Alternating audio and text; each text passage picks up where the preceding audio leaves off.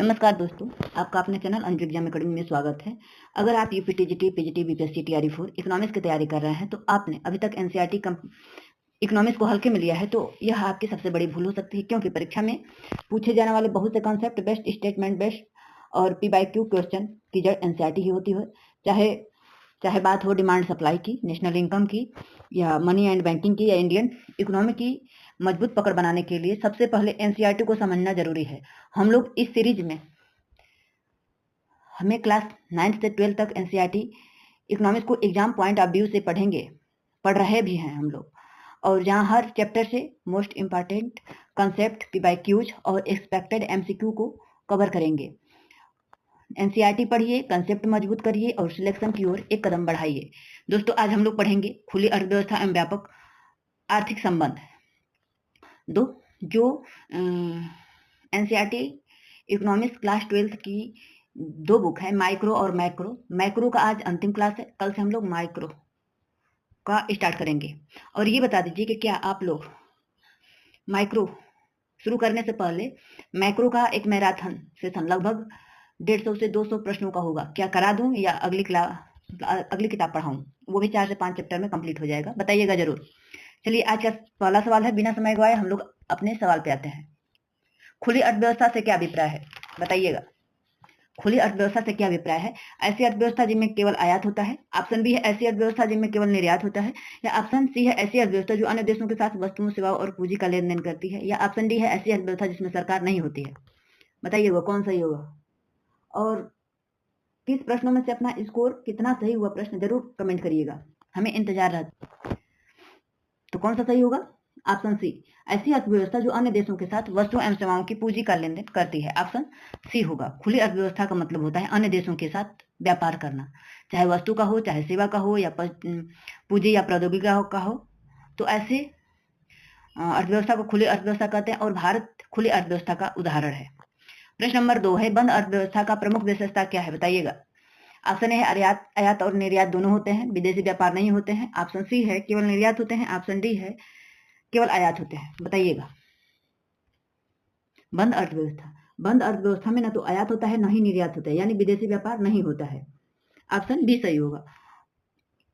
बंद अर्थव्यवस्था में अन्य देशों के साथ आयात, निर्यात और पूंजी का लेन देन नहीं होता है। ऐसी अर्थव्यवस्था केवल घरेलू उत्पादन और उपभोग पर निर्भर करता है। प्रश्न नंबर 3 है, निम्नलिखित में से कौन सी खुली अर्थव्यवस्था का घटक नहीं है, बताइएगा। खुली अर्थव्यवस्था का घटक नहीं है, नहीं पूछा है। आयात, ऑप्शन बी है निर्यात, ऑप्शन सी है विदेशी व्यापार, ऑप्शन डी है केवल घरेलू विनिमय। कौन सा होगा, बताइएगा। देखिए, आयात भी है खुली अर्थव्यवस्था का, निर्यात भी है, विदेशी व्यापार है, लेकिन जो घरेलू विनिमय है ये बंद अर्थव्यवस्था का घटक है। ऑप्शन डी सही होगा। खुली अर्थव्यवस्था में क्या होता है, आयात भी होता है, निर्यात भी होता है, विदेशी पूंजी का प्रवाह भी शामिल होता है, और केवल घरेलू विनिमय यह बंद अर्थव्यवस्था का प्रमुख विशेषता है। प्रश्न नंबर 4 है, आयात से क्या अभिप्राय है? ऑप्शन ए है विदेशों से वस्तुएं बेचना, ऑप्शन बी है विदेशों से वस्तुएं सेवाएं खरीदना, केवल पूंजी का निवेश, केवल विदेशी मुद्रा का निवेश, बताइए विनिमय। प्रश्न नंबर 4, तो आयात से संबंधित होता है विदेशों से वस्तुएं एवं सेवाओं को खरीदना। ऑप्शन बी सही होगा।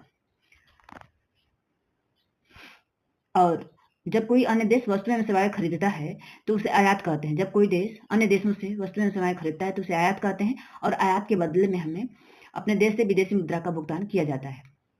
प्रश्न नंबर 5, निर्यात से क्या अभिप्राय है? ऑप्शन ए है विदेशों से वस्तुएं खरीदना, ऑप्शन बी है विदेशों को वस्तुएं एवं सेवाएं बेचना, ऑप्शन सी है विदेशी ऋण लेना, ऑप्शन डी है विदेशी निवेश करना। प्रश्न नंबर 5 बताइएगा।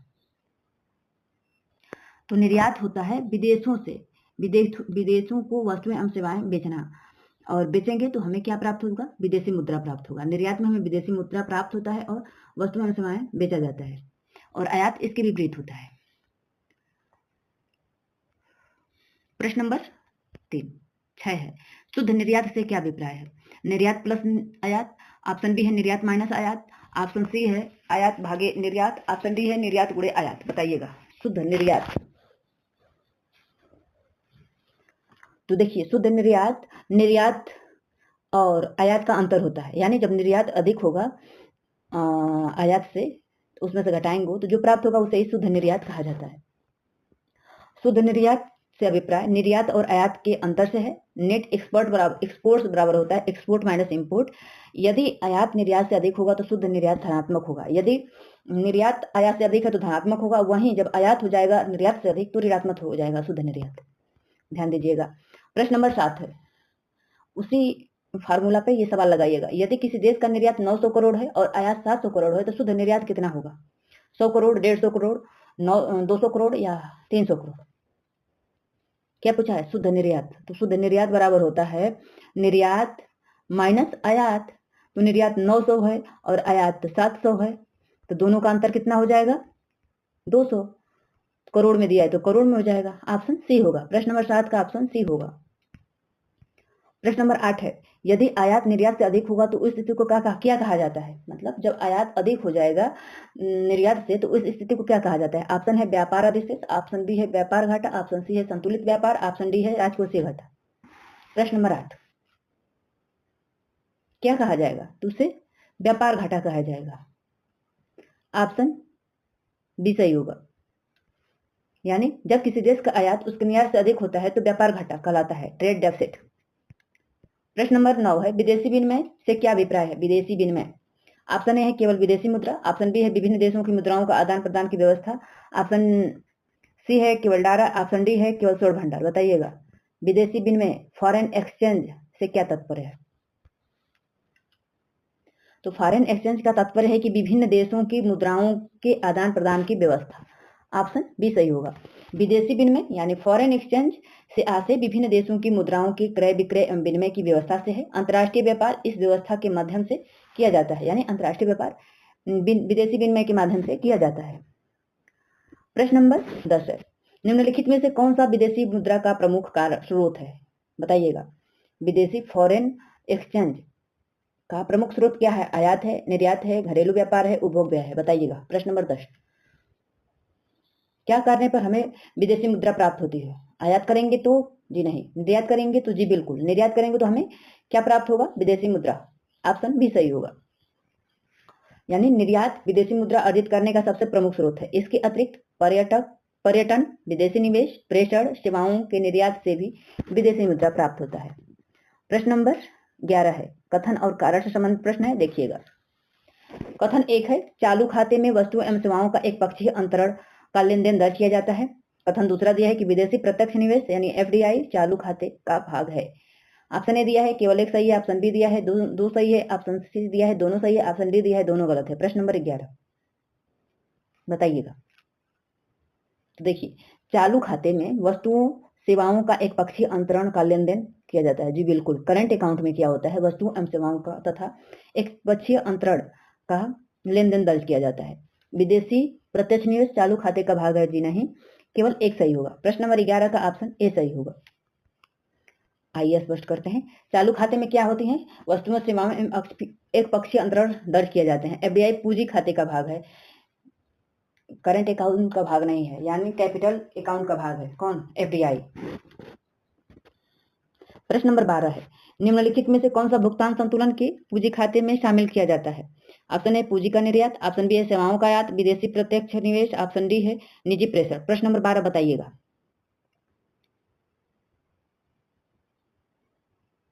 भुगतान संतुलन के पूंजी खाते में शामिल किया जाता है, अभी ऊपर बताए हूं, विदेशी पूंजी निवेश, प्रत्यक्ष निवेश यानी एफडीआई, फॉरेन डायरेक्ट इन्वेस्टमेंट, ये पूंजी खाते का भाग है। पूंजी खाते में एफडीआई, एफपीआई, विदेशी ऋण, बाह्य वाणिज्यिक उधार एवं पूंजी अंतरण दर्ज किया जाते हैं। वस्तुओं एवं सेवाओं का व्यापार चालू खाते में दर्ज किया जाता है। ये मेन मतलब मुख्य कंसेप्ट है, ध्यान दीजिएगा। पूंजी खाते और चालू खाते में क्या क्या दर्ज होता है?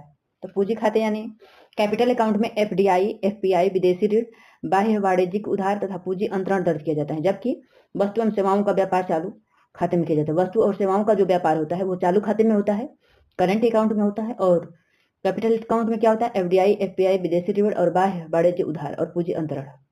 अगले प्रश्न पे चलते हैं।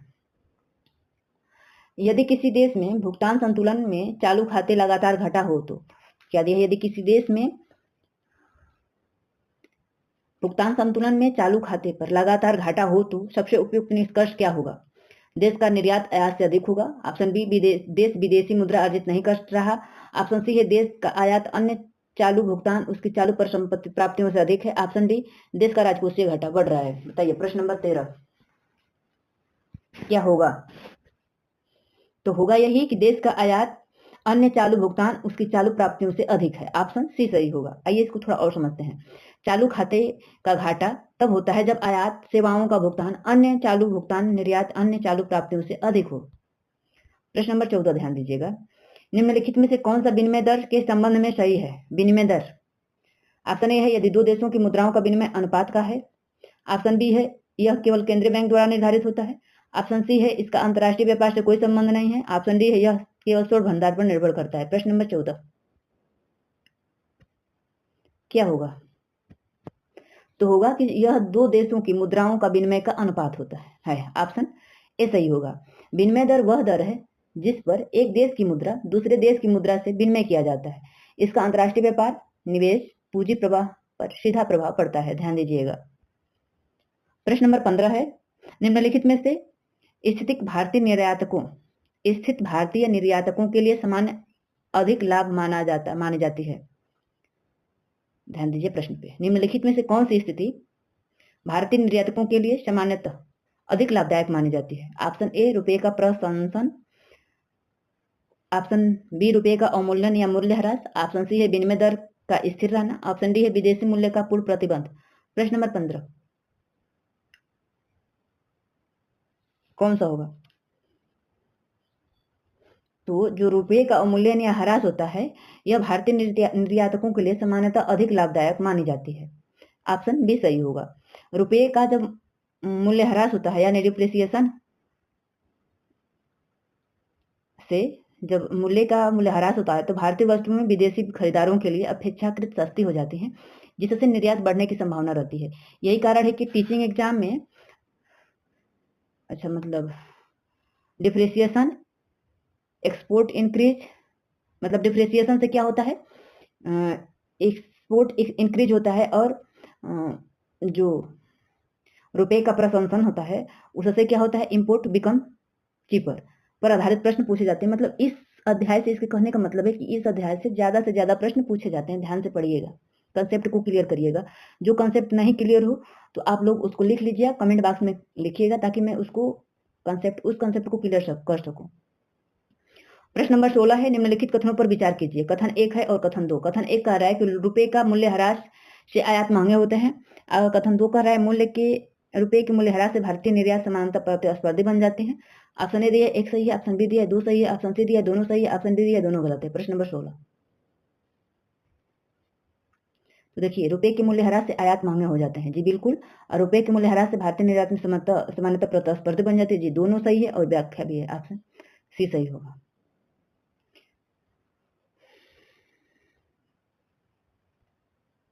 प्रश्न नंबर 17 निम्नलिखित में से कौन सा भुगतान संतुलन के चालू खाते में शामिल नहीं किया जाता है? चालू खाता, करंट अकाउंट में, बताइएगा। ऊपर ध्यान से पढ़े होंगे तो इसको कर ले जाएंगे। वस्तुओं का निर्यात, सेवाओं का निर्यात, विदेशी पोर्टफोलियो निवेश, ऑप्शन डी है निजी प्रेषण। कौन सा करंट अकाउंट का भाग नहीं है? नहीं पूछा है। कौन होगा? एफपीआई। एफपीआई मतलब foreign portfolio investment, option C सही होगा। प्रश्न नंबर 18 है यदि किसी देश के भुगतान संतुलन में कुल प्राप्तियां कुल भुगतान के बराबर हो तो उसे क्या कहा जाएगा? ऑप्शन ए है भुगतान संतुलन का अधिशेष, ऑप्शन बी है भुगतान संतुलन का घाटा, ऑप्शन सी है भुगतान संतुलन का संतुलित या व्यापार घाटा। बताइए प्रश्न नंबर 18 इसे क्या कहा जाएगा? तो जब भुगतान संतुलन में कुल प्राप्तियां कुल भुगतान के बराबर हो जाएगा तो ऑप्शन सी सही का भुगतान संतुलन संतुलित, ऑप्शन सी सही होगा। यानी भुगतान संतुलन एक लेखांकन विवरण है। लेखांकन की दृष्टि से इसकी कुल प्राप्तियां कुल भुगतान सदैव बराबर होते हैं। असंतुलित होने पर उसका संयोग विदेशी मुद्रा भंडार और पूंजी प्रवाह द्वारा किया जाता है। प्रश्न नंबर 19 है निम्नलिखित में से कौन सा विनिमय दर के ह्रास का संभावित परिणाम होगा? है ऑप्शन ए है आयात सस्ते हो जाते हैं, ऑप्शन बी निर्यात महंगे हो जाते हैं, ऑप्शन सी विदेशी वस्तुओं की घरेलू कीमत बढ़ जाती है, ऑप्शन डी विदेशी व्यापार समाप्त हो जाते हैं। प्रश्न नंबर 19 क्या होगा? तो विदेशी वस्तुओं की घरेलू कीमत बढ़ जाती है, ऑप्शन सी सही होगा। मूल्यह्रास के बाद समान विदेशी वस्तु खरीदने के लिए अधिक घरेलू मुद्रा देनी पड़ती है, इसलिए आयातित वस्तु महंगी हो जाती हैं और घरेलू बाजार में उनकी कीमत बढ़ जाती है। प्रश्न नंबर 20 है, निम्नलिखित में से कौन सा कथन प्रशंसन एप्रिसिएशन तथा मूल्यह्रास के बीच का सही अंतर स्पष्ट कर रहा है? जो प्रशंसन है और मूल्यह्रास है एक दूसरे के विरोधी हैं। ठीक, बताइए कौन सा अंतर स्पष्ट कर रहा है? ऑप्शन ए दिया है, प्रशंसन मुद्रा का मूल्य बढ़ाता है जबकि मूल्यह्रास मुद्रा का मूल्य घटाता है। ऑप्शन बी है, दोनों अर्थ समान है। ऑप्शन सी है, दोनों केवल स्थिर विनिमय दर होते हैं, दोनों अंतर्राष्ट्रीय व्यापार में कोई प्रभाव नहीं होता। प्रश्न नंबर 20 कौन सा सही होगा, बताइएगा। प्रश्न नंबर 20 कौन सा सही होगा? तो देखिए, जो एप्रिसिएशन होता है यानी प्रशंसन में मुद्रा का मूल्य बढ़ता है और मूल्यह्रास में मुद्रा का मूल्य घटता है। ऑप्शन ए सही होगा। इस कंसेप्ट को क्लियर करिएगा। यानी एप्रिसिएशन का अर्थ होता है मुद्रा का मूल्य बढ़ना, जबकि मूल्यह्रास का अर्थ होता है मुद्रा का मूल्य घटना। दोनों का निर्यात, आयात, विदेशी निवेश और भुगतान संतुलन का पर महत्वपूर्ण प्रभाव डालता है। प्रश्न नंबर 21 कथनों पर विचार करना है। कथन 1 है, कथन 2 है। पहले कथन देख लेंगे तो फिर ऑप्शन देखेंगे। देखिए, कथन 1 बोल रहा है कि यदि किसी देश का निर्यात उसके आयात से अधिक हो तो व्यापार संतुलन अधिशेष में होगा। क्या होगा? यदि किसी देश का निर्यात उसके आयात से अधिक हो तो व्यापार संतुलन अधिशेष में होगा। और कथन 2 दिया है, व्यापार संतुलन में केवल वस्तुओं का लेन देन शामिल होता है। आइए ऑप्शन पे चलते हैं। ऑप्शन ए बोला एक सही, ऑप्शन बी बोला दोनों सही, ऑप्शन बी बोला दो सही, ऑप्शन सी बोला दोनों सही, ऑप्शन डी बोल रहा है दोनों गलत है। बताइए कौन सा होगा? आइए कथन पे चलते हैं। प्रश्न नंबर 21 तो देखिए, यदि किसी देश का निर्यात उसके आयात से अधिक होगा तो व्यापार संतुलन अधिशेष में होगा। जी बिल्कुल, अधिशेष में होगा। ध्यान दीजिएगा, कंसेप्ट एक बढ़िया निकल कर आया। व्यापार संतुलन में केवल वस्तुओं का लेन देन शामिल होता है। जी ये भी सही है, दोनों सही है। तो ऑप्शन सी सही होगा। यानी व्यापार संतुलन में केवल वस्तुओं के आयात निर्यात का अंतर दर्शाया जाता है। यदि आयात अधिक होगा तो व्यापार अधिशेष होता है। प्रश्न नंबर 22 है, निम्नलिखित में से कौन सा भुगतान संतुलन तथा व्यापार संतुलन के बीच सही अंतर है? बताइएगा। बैलेंस पेमेंट और बैलेंस ऑफ ट्रेड में बीच में अंतर क्या है? ये प्रश्न टीचिंग एग्जाम का मतलब एकदम फेवरेट प्रश्न है, ध्यान दीजिएगा इसको। भुगतान संतुलन और व्यापार संतुलन में क्या अंतर है? ऑप्शन देखिए, दोनों का अर्थ समान है। ऑप्शन बी है, भुगतान संतुलन के वस्तु व व्यापार शामिल होते हैं। ऑप्शन सी है, व्यापार संतुलन भुगतान संतुलन का भाग है। ऑप्शन डी, भुगतान संतुलन व्यापार संतुलन का एक भाग है। बताइए प्रश्न नंबर 22 क्या होगा? तो ऑप्शन सी होगा, व्यापार संतुलन भुगतान संतुलन का एक भाग है। यानी जो भुगतान संतुलन है एक व्यापक धारणा है, जबकि व्यापार संतुलन उसके अंदर आता है। ऑप्शन सी सही होगा। अगला प्रश्न है, बीओटी व्यापार संतुलन को क्या कहा जाता है? बीओटी वस्तुओं एवं सेवाओं के निर्यात को दर्शाता है, जबकि भुगतान संतुलन में वस्तुएं, सेवाएं, आय, अंतरण और पूंजी प्रवाह भी शामिल होते हैं। बीओटी और बीओपी बड़ा होता है, बीओपी छोटा होता है। प्रश्न नंबर 23 यदि भारतीय रुपये का प्रशंसन यानी एप्रिसिएशन होता है तो सबसे संभावित प्रभाव क्या होगा? आयात महंगे हो जाएंगे, निर्यात अधिक प्रतिस्पर्धी हो जाएगा, आयात सस्ते और निर्यात अपेक्षाकृत महंगे हो जाएंगे। ऑप्शन डी, विदेशी व्यापार को कोई प्रभाव नहीं पड़ेगा। प्रश्न नंबर 23 तो क्या हो जाएगा? आयात सस्ते हो जाएंगे और निर्यात अपेक्षाकृत महंगे हो जाएंगे।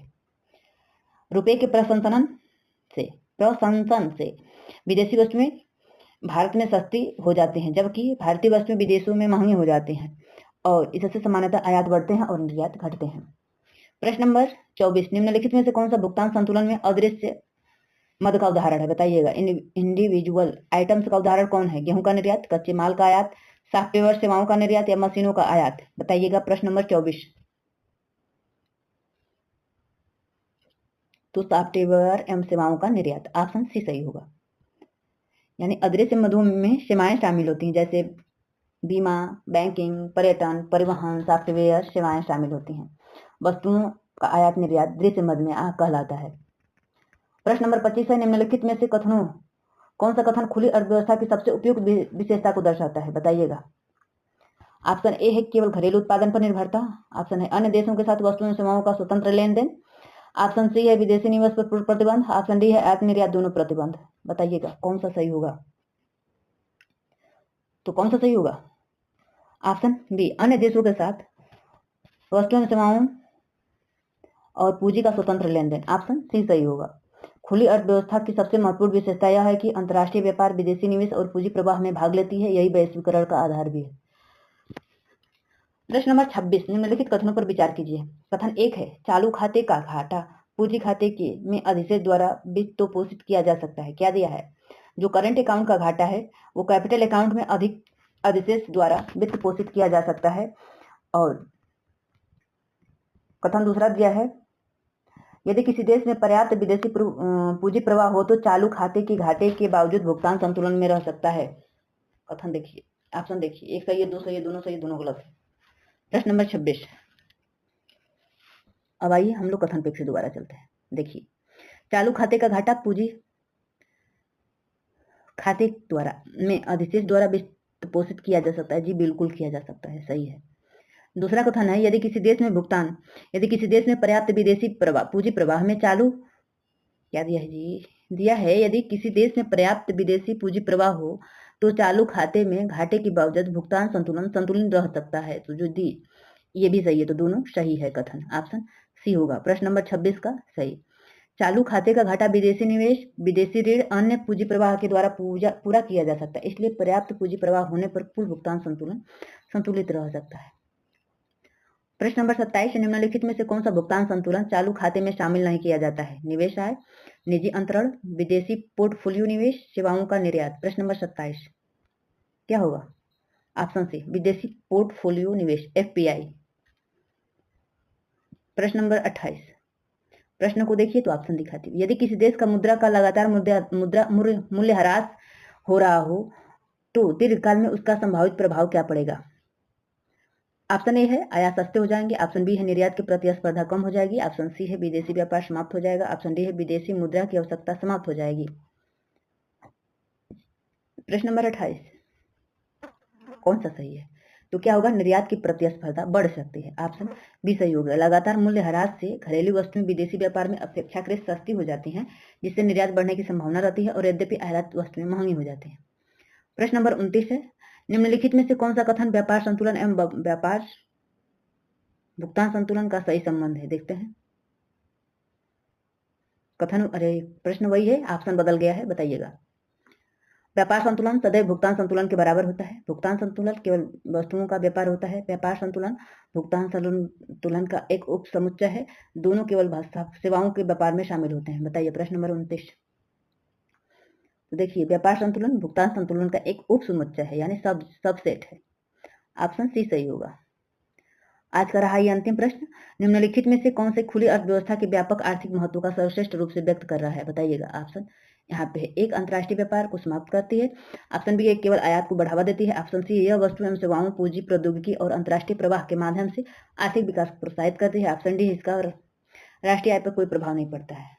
दोस्तों बता दूं, यदि आप चैनल पर नए होंगे तो सब्सक्राइब करिएगा, वीडियो पसंद आए तो लाइक करिएगा, अपने दोस्तों में खूब शेयर करिएगा और कमेंट करके बताइए क्या मैं कंप्लीट माइक्रो इकोनॉमिक्स का मैराथन एक क्लास ले लूं या अगली बुक पढ़ाऊं? जरूर बताइएगा। क्या होगा? ऑप्शन सी सही होगा। वस्तुओं एवं सेवाओं, पूंजी, प्रौद्योगिकी अंतर्राष्ट्रीय प्रवाह के माध्यम से आर्थिक विकास को प्रोत्साहित करती है। दोस्तों इस प्रकार खुली अर्थव्यवस्था व्यापक आर्थिक संबंध चैप्टर कंप्लीट हुआ और माइक्रो इकोनॉमिक्स का जो एनसीईआरटी 12th में माइक्रो इकोनॉमिक्स वाली बुक थी वो भी समाप्त हुई। और बताइएगा कि मैराथन चाहिए या माइक्रो इकोनॉमिक्स शुरुआत करूं? देखिए, दो बुक है माइक्रो इकोनॉमिक्स। माइक्रो इकोनॉमिक्स में 6 चैप्टर थे। समष्टि अर्थशास्त्र का परिचय हम लोग पढ़ा दिए हैं, राष्ट्रीय आय का लेखांकन भी पढ़ा गया है, मुद्रा एवं बैंकिंग, आय और रोजगार का निर्धारण, सरकारी बजट और अर्थव्यवस्था, खुली अर्थव्यवस्था एवं व्यापक आर्थिक संबंध आज कवर किए हैं। ये 6 कंप्लीट हो चुके हैं। अब अगले बुक में हम लोग क्या पढ़ेंगे बताइएगा? क्या 180 प्रश्नों का मैराथन लाऊं या अगला बुक पढ़ाऊं? बताइएगा जरूर। चलिए दोस्तों चलते हैं हम लोग, फिर मिलते हैं अगले क्लास में। Thank you.